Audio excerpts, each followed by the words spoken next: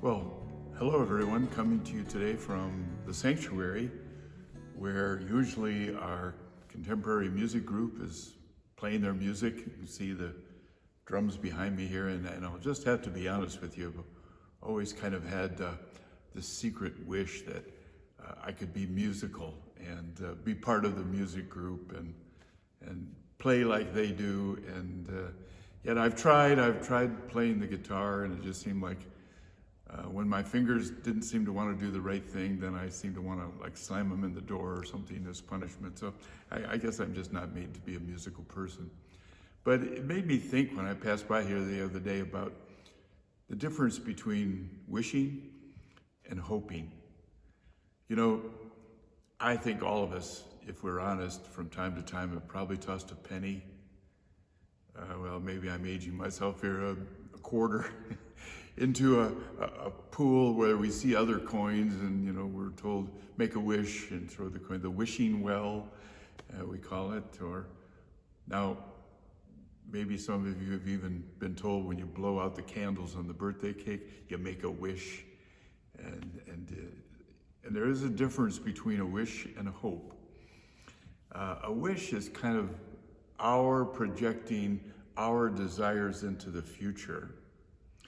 And a hope is more of us reaching out to God and asking God to participate with us in our future. And the reason I thought about that is that whenever He brings us something in the present, in the now, one of the things, especially if it's something we've hoped for, especially if it's something we really wanted or desired, then we experience joy. We have this joy experience for the now. But when we're looking for things in the future and we're not seeing them yet, it's kind of a time when we have to have patience and wait on God, and that can always be very difficult. So hoping isn't always easy. It isn't always as easy as making a wish. When you make a wish, it's over. But when you're hoping in something, you're waiting for God to act on your behalf. And it says in Hebrews chapter 11, verse 1, now faith is the substance of things hoped for, the evidence of things not seen. So, one of the things that I think many of us hope for is we would all like to be more of a godly nature. We'd all like God to rise up within us in a bigger way.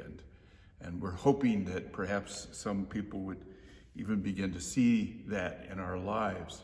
We want the character of God to shine through, not necessarily our own personal character traits. And the Bible in Galatians 5 tells us what some of those traits are. Like, it's called the fruit of the Spirit. And those fruits are love, joy, peace, patience, kindness, goodness, faithfulness, gentleness, and self-control. And it says, against such there is no law. But I want you to notice something. This kind of stood out to me. Nice is not on that list. And I began realizing that, there are times when I'm around people who maybe I don't necessarily agree with, or they're disagreeing with me, and yet I can still muster up within me the desire to be nice.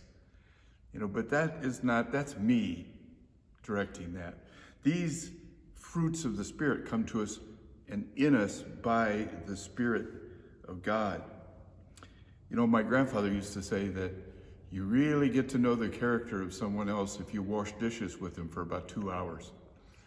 And in the heat of the steam in the kitchen and the work, a person's character really starts to come out. And so my hope is that we can all begin to hope for God to rise up within us and bring some of these qualities through His Spirit so that we can begin to not just act like, but be in the character of God, to show His characteristics, which mean that we are actually beginning to show the world what our God looks like. So, go ahead and blow those candles out and make a wish. Throw a coin in if you'd like. But if we really want God to work in our lives, let's begin to hope that God will do that for us and in us. Blessed hoping to you all.